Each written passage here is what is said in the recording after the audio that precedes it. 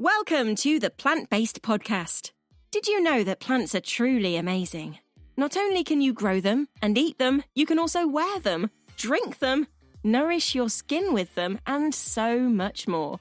Let Ellen and Michael inspire you to love plants as much as they do, as they chat with the movers and shakers in this wonderful plant-based world.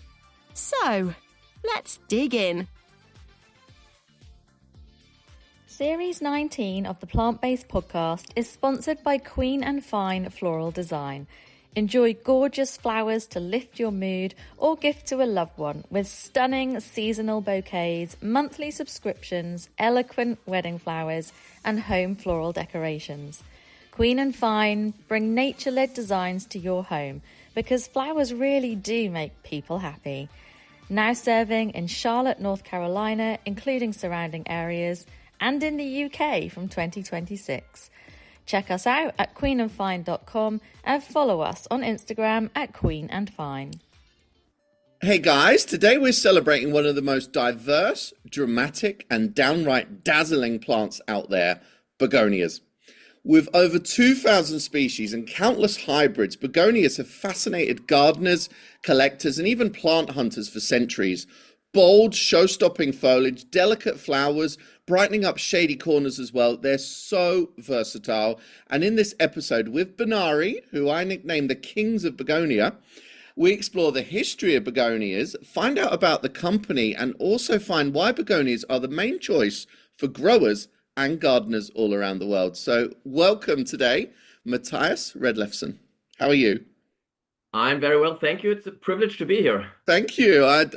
I know we're going to have a great chat about Benary. The history of Benary is interesting in itself, but also I want to dig into begonias, why they've become so popular, and why you base your company around that amazing Technicolor plant as well. Yes, I understand, and I fully agree with what you just said. It's a fascinating class to work with. Yeah. Oh, totally. But first of all, let's talk about Benary. So you've been around since 1843, with begonias becoming the heart of their identity quite quickly. But tell us a bit about the history of the company, because I visited you at the end of July and I was so fascinated by that whole story, because the company almost didn't survive, did it? Tell us all about that, please. Yes, and indeed it didn't survive a couple of times. How much time do we have? I mean, we're the sixth generation family business. Yeah. And in a nutshell, we've always been a breeding company right from the beginning. We were started in the eastern part of Germany, in Erfurt, which at that time was really the Silicon Valley of horticulture, because it had very good climate, very good soil. Most of horticulture was still outdoors at that time. And that's why that area was really flourishing. And, one of the fascinating things that happens if you've been around that long time is that, for instance, Gregor Mendel, the godfather of breeding, he did his experiments with Benary seeds. So we still have an invoice that we sent to him, and we have his order of peace that he sent to Benary at that time. We've been a family business ever since. I'm not going to bore you with the details, but in hindsight, we had the blessing in disguise that the shareholding has always been kept relatively small, which leads to the fact that today my wife is the only shareholder of the company.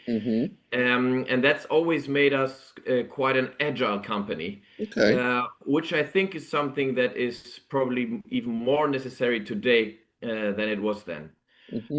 Yes, we had a couple of significant challenges. I think the largest one was that we were disowned by the Soviet government after World War II, because Erfurt is in the eastern part of Germany, and the grandfather of my wife, he fled to the west and restarted the business in Hanmünden, where you've just been a couple of weeks ago, and built it up from scratch, basically, to what we have today. Amazing. And now, multinational company is fantastic. Now, and it's always been, just to maybe add that. Okay. The seed business has always been very international. I mean, the first catalog that we had was already in 4 languages, and that was in 1864. Wow. We had more than 50% of exports before World War I, simply because seed is so fine and so, logistically a dream. Because you can store it easily, you can ship it easily. So that's really quite handy. that's why the seed industry and also especially the flower seed industry has always been particularly international. Okay, and tell us about your role because you actually came into Benary as an advisor, but your connection deepened when you fell in love with the owner, right? Yeah, Tell that's us that true. story if you like to. That's true. Well, you've got to know, I come from a family business myself, Yeah, from the northern part of Germany, which is like 400 miles from here, here in Hanmünden. And my family businesses on the fatherly side was doing sausages, on the motherly side was doing beer. So yeah. we were always, well looked after. So my father's family business basically collapsed due to conflict in the family. Whereas my cousin's family business, or my motherly family business, now run by my cousin in the eighth and ninth generation.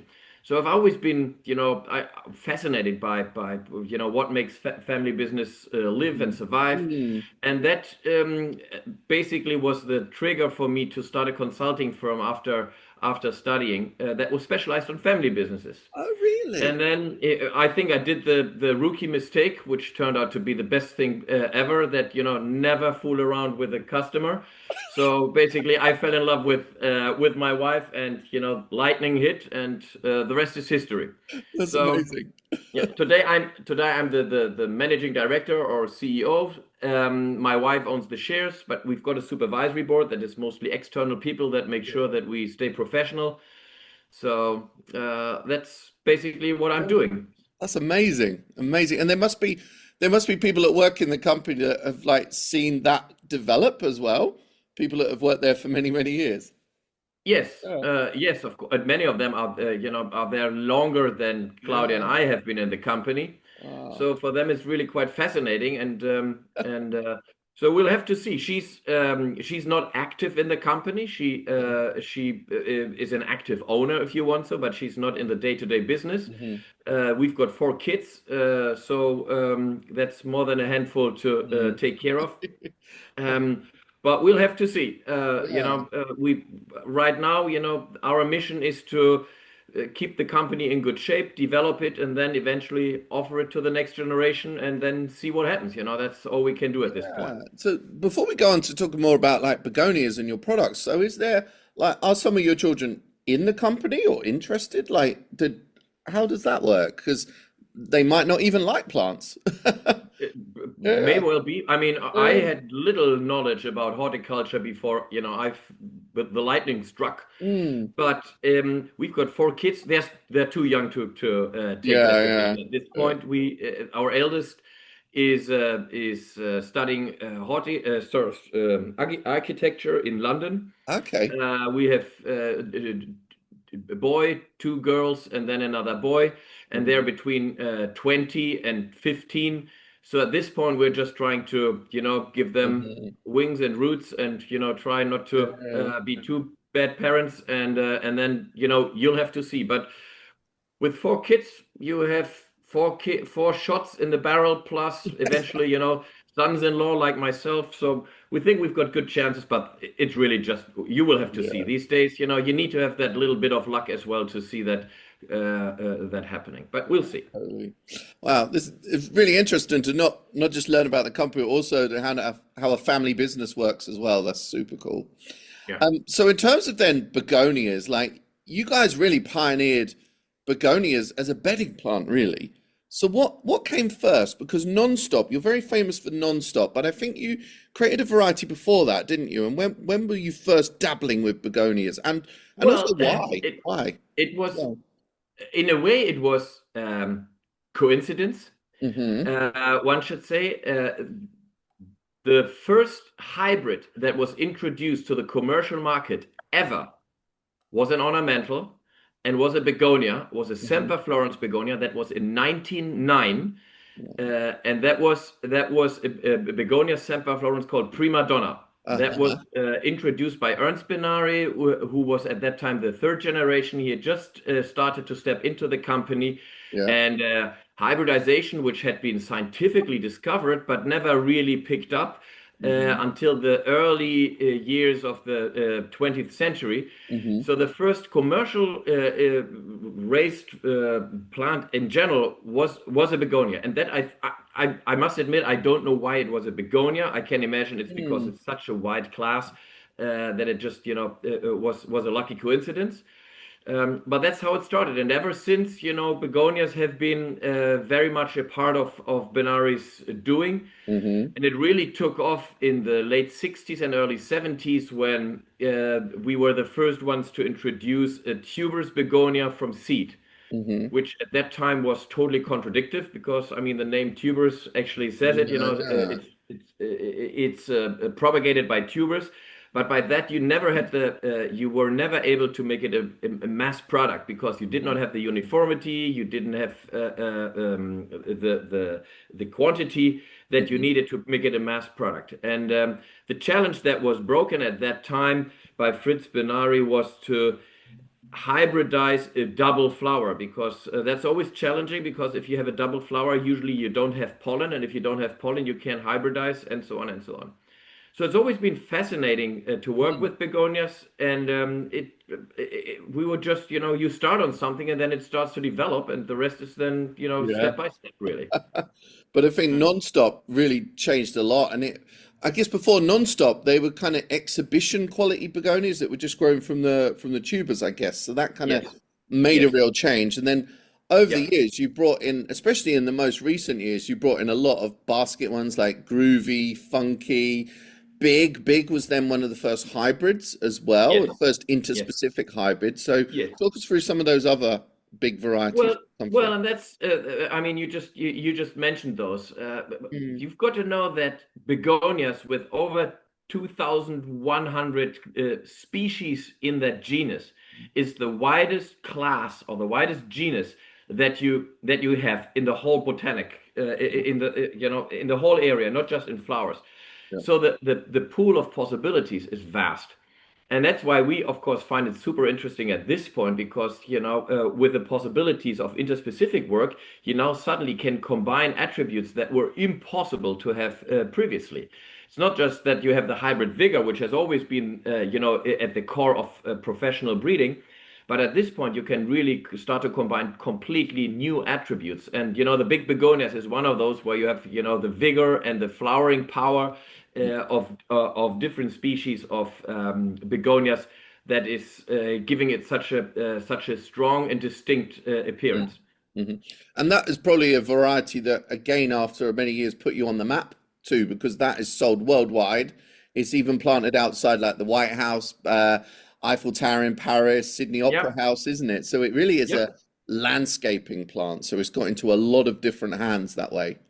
Yes, very much so. And I still remember when it was brought to market and when we first looked at the first crossings and so on. It was exciting because you have to know, especially here on the continent, very much transportation is a key. So therefore, everyone was really breeding for nice and compact plants, and the more Mm. compact and more uniform, that was always the key. So everyone has been breeding for more compact, more compact, more compact. And we at some point said, this is a little bit, I'm not sure if you're familiar with Edward de Bono. That's a kind of creativity guy who's got concepts of creativity where you say, well, what if we turn things completely around? And we said, Mm. okay, Yeah, yeah, what if we don't start to breed more compact, but really go the other way and go yeah. more vigorous and have something that is really the opposite? And that's kind of how this whole idea then sprung up. And you then talk to the breeder, and it's always a dialogue between ideas that you bring from the market, and then the breeder Mm. knows what's genetically possible. So that was really the starting point of the big begonias when I said, okay, well, now what if we were not making it more compact, but went the complete other way? Hmm. And the result is a product that is just, super, super versatile because it's, as you say, it's a landscaping plant that Yeah, is basically indestructible. Can take yeah. the heat, can take the drought, can take the too much water, can take sun, shade, anything. Mhm. No, it's fantastic. And I think, like, we talk about compact plants and like, let's try something bigger. But actually, I don't know if you realize, but a lot of listeners on this podcast are home gardeners, and a home gardener wants a big plant that fills a border.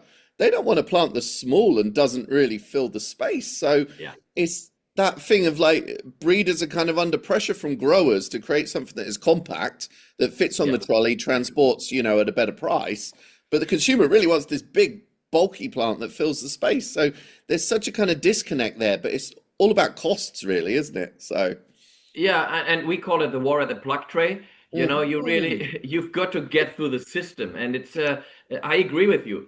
For us, you know, because we need a certain quantity, we cannot just sell a few plants here, Yeah. a few plants there. I mean, we sell 10 billion seeds every year, which in theory is one plant for every person on Earth. We so so that means we need to get that through the professional grower system, and they, of course, as you say, they're under a lot of pressure. You know, Yeah. they have Yeah. their Of course. contracts with garden centers or large chains like B&Q, or in the US, it's the Mm. Walmarts and the Home Depots and so on. And they have their promotions planned for a certain week, and all of them have to flower exactly that week. They have to ship there easily, not too many flowers. Then yeah, they have to clean them through, and at the same time, you're absolutely right. The final consumer, they want color, they want garden performance. They want self-cleaning plants. They want something that pollinators love, and all those attributes are sometimes not just different, but even contradictive Mm. Yeah. to what the Absolutely. system needs. And you're totally right. To juggle that is sometimes not an easy task, because it's all Mm. about making compromises and communicating them. Either it's a compromise to the consumer, which is tricky. I can tell you, long term, it's always the product that the consumer wants, because they put the money into the value chain. Mm. But it's not easy to convince growers that they've got to do something which is maybe not as efficient to their Yeah. system as they're used Yeah. to. And I feel like also not all parts of the chain talk to each other. Like a grower is never, or rather a breeder is never given access to the consumer to know what the consumer really wants, or Yeah, the grower even doesn't talk to the consumer. It's kind of the yeah, consumer is only talking to the garden center, is not. yeah, Yeah, I would love, and in a lot of work I do, I'm trying to break down those barriers and kind of link people and, you know, yeah, find out to make things better in some way, but it is down to cost as well. So I understand that. yeah. Just wanted to talk a little bit about kind of why do you think the consumer loves begonias? Because they're really useful for shady corners as well, and like the Yeah. color. Like what sort of feedback have you had on that? Well, we think that you said Benary was the king of begonias. Yeah. Actually, I would say that, bearing in mind that my wife owns the company, we're probably the queen of Yeah, begonias. yeah. But King and I queen, should king and say, queen. I think begonias really are the Champions League item of horticulture and of Okay. floriculture, Yeah. because they're not easy to grow, especially at an early stage. So it's not like a marigold or a sunflower. Just put the seed in the dirt and the rest is They're just. not easy, but they're still so successful. So that They says are so something, doesn't it? successful, but Yeah. I think that's, once you have managed to cultivate them, they are a very, very giving plant. They give a lot of color in the shade, but they mostly can also cope with a certain degree of sun, certainly in the UK. Yeah. I don't Yeah. think, that you can give them too much sun. At least the modern varieties will Hmm. not have any issues with that. So you have a color range which, is offering you all colors but blue, I would say. Yeah. You rarely have that in other classes. So I think it's the versatility and the possibilities that you have. Mm. You've got single flowers, double flowers, upright, trailing types. It's just, there's something for everyone in it. Yeah. And I No, think that's why, totally. in some way, somehow everyone has to do with begonias, because there's something that they always will like. I think so. But also, I feel like, well, it's interesting actually what you said about the sun, because when I visited your trial grounds, they're in full sun, and a lot of people assume begonias only grow in shade. But I think because the sun isn't necessarily so strong like we say in Northern Europe where we are, but also when I talked to some people there, they said like they do expose them to sun when they're younger. Some people would like have their begonia plants in the shade when they're young plants, but Yeah. like a little bit of like early exposure is really good for them. So you can grow them in sun more than I'd ever realized. So that was a revelation to me. Yes, and Yeah. the funny thing is you can actually harden them. Okay. It's Yeah. if you Yeah. expose them to sun or to a higher temperature and direct light, they will be able to deal with that Mm. later on better than if you grow them to a full plant, all in shade, and then Yeah. boom, give them the full sun. They will burn worse. And the challenge that you have is especially those begonias that contain a lot of water. That's always, from a breeding point of view, that's the tricky part because especially the tuber's blood contains a lot of water, and therefore that's always a bit endangered when you expose it to too much direct sun. But we're not talking Germany or the UK here. We're talking about, Okay. Spain, Yeah. Texas, and so on. Okay, cool. But you said like begonias are difficult to start off, but that's kind of at the grower stage, right? Because Yes. once the consumer's got the young plant, it's kind of usually good to go, isn't it? So there's not Yes. much for the consumer to worry about, and unless they're growing them from seed themselves, of course, they Yes. do need to kind of grow them very warm at the beginning, right? Yeah. Yeah. That's totally right. So, once they are over this young plant stage and you have a finished plants, if you buy that at your local garden center, you're good to go, no problem. And again, that's one of the reasons why they flourish so well in all different markets, because once you have them at that stage and you put them in the ground, there's Yeah. basically not much you can do wrong. They will flower all the way through Mhm. until the first frost. Yeah, that is That's cool. We so we that's seen really that nice. this summer with the begonia trial through the Select at the RHS Hyde Hall, and the consumer vote has been really interesting because they've gone generally for the Picotee flowers, which Yes. is really, yeah, and not even the bigger plants, but they've really gone in for those flowers, which just shows you Picotee. When I was working at Thomson Morgan, always put a Picotee on front of the catalogue. It's going to sell millions. It's gonna be It's amazing. amazing, isn't it? Yeah, yeah, And we are doing all kinds of panels, of course, trying to feel what consumers like and yeah. need and want. And it's amazing what you just mentioned because you basically we do like peer groups, and then basically we are just a fly on the wall, listening to what they're Oh saying when they're wow, that's talking and cool. so on. And then usually at the end, you just tell them, okay, here's 50 quid, and now you can just choose whatever plant you want.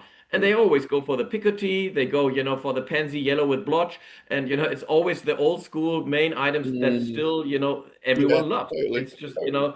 there is fashion a little bit here and there, but there's also a mainstream that is Mm. very very stable. But I thought it was really interesting there because you've got the non-stops, which we've talked about, which are like upright, kind of quite compact, nice little container plants. Then you've got non-stop joy, which Yes. you guys kind of released as a cascading variety for a basket. But I don't know if you've seen the trials at Hyde Hall, but it works amazingly as a border plant because it kind of has this a bit more bulk than non-stop. Yeah. So, Yeah. like, what do you see as the future for that, really? Because I Well, was really impressed at how that was performing. one of the issues that we have with a straight and simple tuberous begonia is they always have a little tendency to grow towards the tip of the leaf.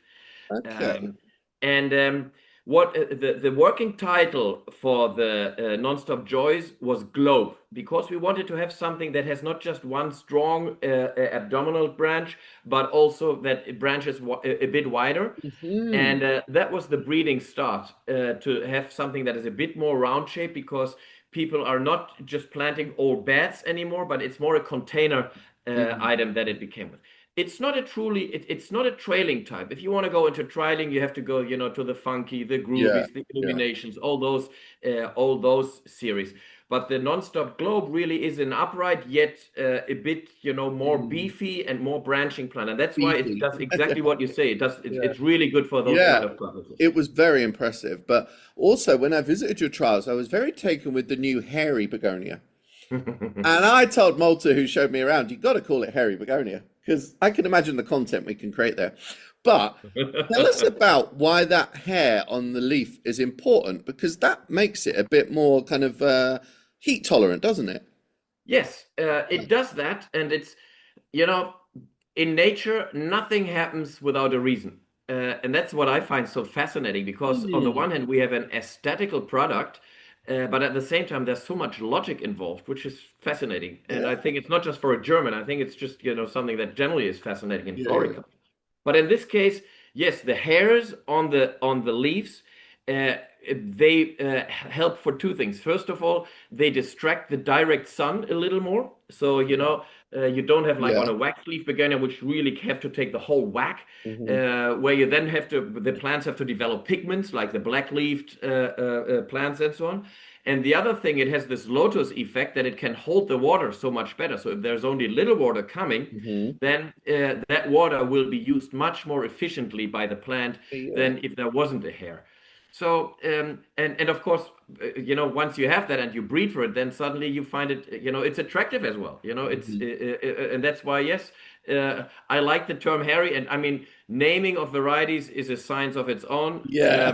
And sometimes I'm listening in when the naming committee is together. I'm not sure if drugs are involved, but the names they cough up sometimes is really quite And you have quite to something. check that it like doesn't translate badly in another language as well, don't you? So Yes. that is tricky. Oh, I could tell you stories that probably would not be good for this podcast, when you you don't want to go there. And of course, you need to be able to trademark it. Yeah. Uh, it has to be available. It cannot be a descriptive term. So there's lots of things that you have to consider when you give a plant a name. But Mhm. ideally, and that's why we like names like the big begonia, it's self-explaining. The Yeah. name says it all. Totally. But aside from begonias, like it's very intriguing when you visit your site because something that you really specialize in is ornamental grasses. And I feel like you guys were ahead of the curve with that. And I'm going to mention eucalyptus at the same time because I think you do them both for Mhm. the same reason. It's kind of linked back to like securing the seed supply for those, isn't it? Because it's not the easiest thing to crop, is it? Those two kind of families of plants. Yes, it's I agree because we're a seed-based breeding company. So Mm. anything that we do relates to seed. And of course, that's also what we look at. That's why we have a huge seed technology department where we do all kinds of tricks to enhance the seed and to make it more reproducible. We own our own production locations, seed production locations, to be on top of the whole supply chain and so on. And yes, grasses we already discovered. One of the big trends that we see is that generally consumers are not planting, beds that are, square meters by square meters, but it's more, it's less plants, but it's more combos and those kind of things. Where just like a bouquet, you need to have some accent, you need to have some structure to go with it, and so on. And in that context, we've seen that grasses can be a very, very appealing item to Mm. combine, not because of the color they give, but because of the contrast they offer, the height they can give into a combo. Mhm. And for the grower, it's something that generally is relatively straightforward and easy to produce as well. Challenges are different ones. Grasses, sometimes you've got to be aware in certain countries it can be an invasive species, so you have to be careful Mhm. with those kind Yeah. of things. Yeah. But that was the reasoning why we started on grasses. So it's seed raised items, and it's something that fits the general trend in consumption really well. That is amazing because you look at it and it doesn't it like to me it felt random at first. I was like, but why they do grasses? How does that fit? But then when I got behind it, yeah, and I feel like grasses are really having another revival at the moment as Big time. well. So I think, yeah, Big time. And by the way, it's well played. eucalyptus just the same. Eucalyptus, of course, has the other Mm, advantage of scent. mhm, Again, if you don't have a bed that you plant, which is, 10 meters away and you have no scent, but if you've got a combo on your mm, balcony, of course, you're closer, and then suddenly scent, becomes an issue. But scent is a complicated breeding spec because too much scent can be disturbing. mhm, It's a complex equation. When does a plant release scent? mm, Because it's not always the pollen, like in eucalyptus, it's the oil that is yeah. produced by the leaves to protect the leaves. So there's lots of things that come into play when you deal with scent that you have to be aware of. Mhm. Okay, so aside from like obviously grasses, begonias, you're working on a few other bits like Rudbeckia celosia. I love those pentas too. But how is your breeding kind of changing with kind of like climate change, but also societal change, but also political change? Kind of like what challenges would you say you guys are facing, and has that affected directions you're going towards in the breeding as well? Um, yes, of course. I mean, that's something that we are very aware of, and we are, you don't review what you're doing every year because breeding is a slow turning wheel, especially if it's seed raised varieties. So to produce a new variety takes between 5 to 8 years, so it's not like in fashion where you have 3 to 4 fashion cycles every year. So we are really trying to aim for the big trends that we see. One of them, for instance, is global warming. In our case, that means water, drought. Water is becoming more and more of an issue. I mean, if you have a pool outside these days, you already get water or a huge lawn. People will water shame Mm. you for what you're doing Yeah. and so on. And it's a big issue that we are aware of. So that's something that is one of the big breeding specs that I think all major breeders are considering. Hmm. The good news is that drought tolerance or is the same spec that you have from a behavioral point of view of the consumer, because one of the other big trends that we have is that consumers these days, they still love to surround themselves with flowers. Yeah. The money that is being spent per capita on plants has not shrunk. In Germany, that's 135 euros a year that the average German spends on plants, which, by the way, is significantly higher than in the UK. But that's just a side note. Okay. But um, the knowledge of the individual that is buying is just going down. Whereas our grandparents, they still knew which plant Yeah. had to go into the shade and which in the sun. In this case, they just buy something. Sometimes it's even a ready-made combo that they just put on their balcony, just like they buy a bouquet of flowers, and then that's it. And they expect it to thrive. Mhm. And in this case, then of course, if you don't give them enough water, they have to survive as well. People Mhm. don't have neighbors come to water their flowers anymore. So the misconduct with flowers, which is usually giving them not enough water, Mhm. has the same breeding spec as generally, drought resistance. That's interesting, actually. Yeah, Yeah. it really is. So Mm. those are things that we look at. Then, of course, we know since we're a global company, we make 90%, 92% of our sales are exports. We deliver our seeds into more than 120 countries in the world. I recently watched a documentary about Coca-Cola. They're in 116 countries, and I'm wondering which four countries are we selling into, and Coca-Cola is not. So I haven't quite figured that one out yet. But if you sell to so many countries, you've got to understand what are the global trends. And one of the trends that we see is that global population is growing in hot and humid climates. Mhm. Uh, so it's not the UK, it's not Germany, it's not Europe in general, but it is, Brazil, India, China. Those are the countries where the world population is growing, in particular a middle class, because Mhm. bedding plants are a middle class product. Yeah. So those are the markets that we're looking at. And I can tell you in India, a pansy will not get you very far. So, you've got to look at classes that can cope with those extreme climates. And yet again, that's where begonias, they come from there. That's home. And Yeah. of course, that's good for us. That makes a lot of sense. Wow. Cool. That kind of brings us back to begonias and kind of like it's almost time to wrap up, but it's been so interesting to learn about Benary as a company, begonias as a family. But there's one thing I want to check with you before I just sign off. Begonias, like begonia seed, someone told me it's got the same value as gold. Is that right? That's a lie. Yeah. Um, because if you even gold, I think is a world all-time high, Yeah. uh, is still significantly lower. I wasn't aware of that Lower. until yes. What's gold right now? I think gold is at like what is it, 40 euros Uh-huh. or 80 euros a gram. Begonia seed is the most expensive material you have in the world.